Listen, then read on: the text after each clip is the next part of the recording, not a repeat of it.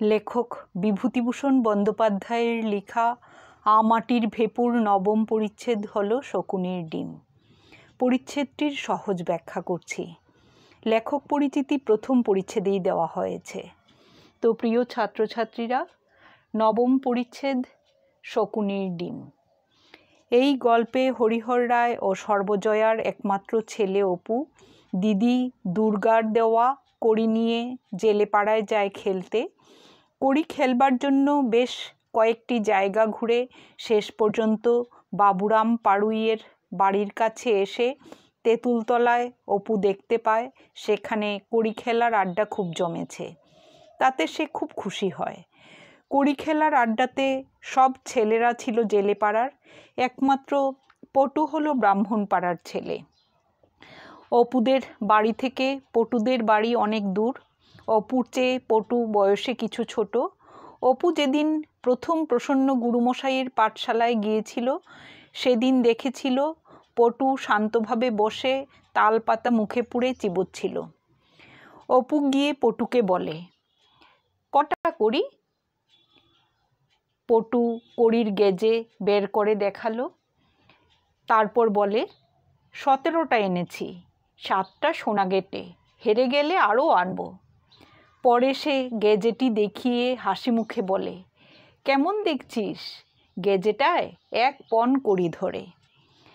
কড়ি রাখার গেজে বা ছোট থলিটি তার অত্যন্ত শখের জিনিস। পটু কড়ি খেলতে ভালোবাসে। কড়িগুলো রাখার জন্য রাঙা সুতোর বুনুনি দিয়ে সে একটি ছোট গেজে তৈরি করেছে। খেলা শুরু হলো। প্রথম দিকে পটু ভালো না খেললেও পরে সে ভালোভাবে খেলতে থাকে এবং জিততে থাকে। কয়েকদিন আগে পটু আবিষ্কার করে যে কড়ি খেলায় তার হাতের লক্ষ্য অব্যর্থ হয়ে উঠেছে, সেই জন্যই সে দিগ্বিজয়ের উচ্চাশায় প্রলুব্ধ হয়ে উঠেছিল। পটু এই অব্যর্থ টিপের জোরে প্রচুর কড়ি জিতছিল এবং জিতে পাওয়া কড়ি গেজের মধ্যে ঢুকিয়ে ঢুকিয়ে রাখছিল। লক্ষ্য করছিল গেজেটা ভর্তি হতে আর কত বাকি। পটুর খেলা দেখে জেলের ছেলেরা নিজেদের মধ্যে পরামর্শ করে। একজন পটুকে বলে, 1 হাত তফাৎ থেকে তোমায় মারতে হবে ঠাকুর, তোমার হাতের টিপ বেশি। পটু বলে, বারে তা কেন? টিপ বেশি থাকাটা দোষ বুঝি? তোমরাও যেত না, আমি তো কাউকে বারণ করিনি। তেঁতুলপাড়ার কড়ি খেলার আসরে পটু প্রচুর কড়ি জিতছিল। জেলেপাড়ার ছেলেরা একজোট হয়ে পটুকে 1 হাত দূর থেকে মারার শর্ত দেয়। পটু রাজি না হয়ে জেতা কড়ি নিয়ে চলে যেতে চাইলে সবাই মিলে তাকে আক্রমণ করে। পটু মাটিতে পড়ে যায়। তার কড়ি ভর্তি গেজে ছিটকে পড়ে। কড়িগুলো চারিদিকে ছত্রাকার হয়ে যায়। পটুকে অসহায়ভাবে মার খেতে দেখে অপুর সহানুভূতি হয়। ভিড় ঠেলে এগিয়ে গিয়ে অপু জেলেপাড়ার ছেলেদের পটুকে মারতে নিষেধ করে। পরে সে পটুকে মাটি থেকে ওঠাতে যায়, কিন্তু পিছন থেকে কারোর হাতের ঘুষি খেয়ে সে কিছুক্ষণ চোখে কিছুই দেখতে পায় না। তারপর ঠেলাঠেলিতে সেও মাটিতে পড়ে যায়। ঘটে যাওয়া এই ঘটনা অপু কখনো কাউকে বলেনি, এমনকি দিদি দুর্গাকেও না। একদিন দুপুরবেলা বাবার অনুপস্থিতিতে অপু ঘরের দরজা বন্ধ করে আস্তে আস্তে বইয়ের বাক্স খোলে। খুব আগ্রহের সাথে সে বাবার পুরনো বইয়ের ছবি দেখছিল এবং বইয়ে কোনো ধরনের ভালো গল্প লেখা আছে কিনা দেখছিল। বই দেখতে দেখতে একটি বইয়ের মলাট খুলে দেখল, তাতে নাম লেখা আছে সর্বদর্শন সংগ্রহ। এটি কী ধরনের বই সেটা সে বুঝতে পারল না। বইটা খুলতেই সে দেখল কিছু কাগজ কাটা পোকা দৌড়াদৌড়ি করছে এবং বইটিতে কেমন যেন পুরনো পুরনো গন্ধ। এই গন্ধে অপুর বাবার কথা মনে হয়। বইটি পুরনো মার্বেল কাগজ দিয়ে বাঁধানো, কিন্তু বিভিন্ন জায়গায় ছেঁড়া। এই রকম বইগুলোই অপুর প্রিয়। সেই জন্য সে এই বইটি তার বালিশের নিচে রেখে বাকি বইগুলো বাক্স বন্দি করে রাখলো। লুকিয়ে লুকিয়ে সে বইটি পড়তে লাগলো। বইয়ে এক জায়গায় পারদের গুণ বর্ণনা করতে করতে লেখক লিখেছেন, শকুনির ডিমের মধ্যে পারদ পুড়িয়া কয়েকদিন রৌদ্রে রাখিতে হয়, পরে সেই ডিম মুখের ভিতর পুড়িয়া মানুষ ইচ্ছা করিলে শূন্য মার্গে যদৃচ্ছা বিচরণ করিতে পারে। অপু নিজের চোখকে বিশ্বাস করতে পারল না। বারবার বইটির এই অংশটি পড়ে সে ভাবতে ভাবতে অবাক হয়ে যায়। সে তার দিদিকে জিজ্ঞাসা করে, শকুনিরা বাসা বাঁধে কোথায় জানিস দিদি? তার দিদি বলতে পারে না।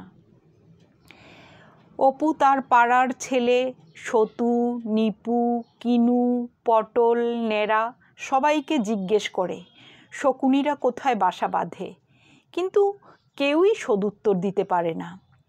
তার মা বলেন, এই ঠিক দুপুরবেলা কোথায় ঘুরে বেড়াস? অপু ঘরে ঢুকে শোয়ার ভান করে এবং বইটি খুলে সেই জায়গাটা বারবার পড়ে। অপু ভাবে, এত সহজে উড়বার উপায় কেউ জানে না কেন?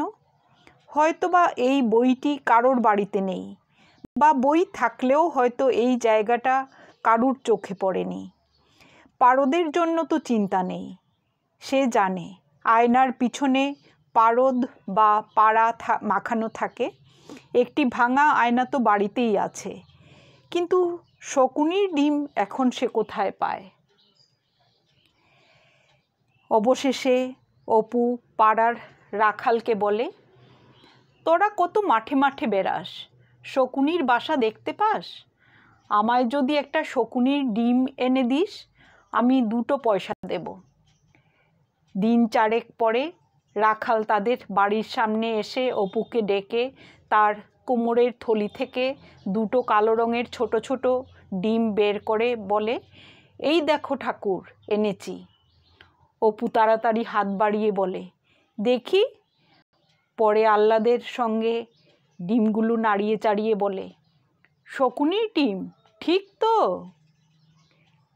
রাখাল প্রমাণ হিসেবে অনেক কথা বলে, যার ফলে অপুরও কোনো ধরনের সন্দেহ রইল না শকুনির ডিম সম্বন্ধে। কিন্তু রাখাল 2 আনার কমে ডিমগুলো দিতে রাজি নয়। ফলে অপু যেন চোখে অন্ধকার দেখে এবং রাখালকে বলে, 2 পয়সা দেব, আর আমার কড়িগুলো নিবি? সব দিয়ে দেব। একটি টিনের কৌটো ভর্তি করি সব, এই এত বড় বড় সোনা গেটে, দেখবি? দেখাবো। অপুর পক্ষে 2 আনা দেওয়া সম্ভব ছিল না। অনেক দরদাম করার পর শেষ পর্যন্ত 4 পয়সায় রফা হলো। অপুর নিজের কাছে 2 পয়সা ছিল, দিদির কাছে চেয়ে নিয়ে সে আরও 2 পয়সা জোগাড় করে সঙ্গে কিছু করিয়েও দেয়। তার বিনিময়ে রাখাল ডিম 2 দেয়। ডিমটা হাতে পাওয়ার সাথে সাথে অপুর প্রাণটা যেন ফু দেওয়া রবারের বেলুনের মতো হালকা হয়ে যায়। সন্ধ্যার আগে একা নেড়াদের আম গাছের কাটা গুড়ির উপর বসে সে ভাবতে থাকে, সত্যি সত্যি উড়া যাইবে তো? আচ্ছা, সে উড়িয়া কোথায় যাইবে? মামার বাড়ির দেশে? বাবা যেখানে আছে সেখানে? নদীর ওপারে? শালিক পাখি, ময়না পাখির মতো ওই আকাশের গায়ে তারা যেখানে উঠিয়াছে ওখানে? সেই দিনই বা তার পরদিন সন্ধ্যার একটু আগে দুর্গা সলতের জন্য ছেঁড়া নেকড়া খুঁজছিল। হাঁড়ি কলসির পাশে গোজা সলতে পাকানোর ছেঁড়াখোড়া কাপড়ের টুকরোর তাল হাতড়াতে গিয়ে কি যেন ঠক করে তার পিছন থেকে গড়িয়ে মেজের উপর পড়ে যায়। ঘরের ভিতর অন্ধকার, ভালো দেখা যায় না। দুর্গা মেজে থেকে উঠিয়ে বাইরে এসে বলে, ওমা, কিসের 2 বড় বড় ডিম এখানে? পরে একেবারে গুঁড়ো হয়ে গিয়েছে। দেখেছ, কি পাখি ডিম পেড়েছে গোড়ের মধ্যে মা? বহু খোঁজ খবরের পর হাতে আসা শকুনির ডিম দুটো ছিল অপুর কাছে সবেদন নীলমণি। সেগুলো ভেঙে যাওয়ায় এবং তার আকাশে ওড়ার বাসনা এভাবে ভেঙে চুরমার হয়ে যাওয়ায় শোকে দুঃখে অপু প্রচণ্ড কাঁদে এবং অনাহারে রাত কাটায়। অপুর মা বেচারি সর্বজয়া ঘাটে গিয়ে দুঃখ করে বলেন, ছেলেটার যে কি কাণ্ড! ওমা, এমন কথাও তো কখনো শুনিনি। শকুনির ডিম নিয়ে নাকি মানুষ উঠতে পারে। ওই ওদের বাড়ির রাখাল ছোড়াটা তাকে বুঝি বলেছে। সে কোত্থেকে দুটো কাগের না কিসের ডিম এনে বলেছে, এই নাও শকুনের ডিম। তাই নাকি আবার 4 পয়সা দিয়ে কিনেছে তার কাছে। ছেলেটা যে কি বোকা, সে আর কি বলবো। কি করি যে এ ছেলে নিয়ে আমি। প্রিয় ছাত্রছাত্রীরা, শেষ হলো নবম পরিচ্ছেদের ব্যাখ্যা। আশা করি বুঝতে পেরেছ। ধন্যবাদ।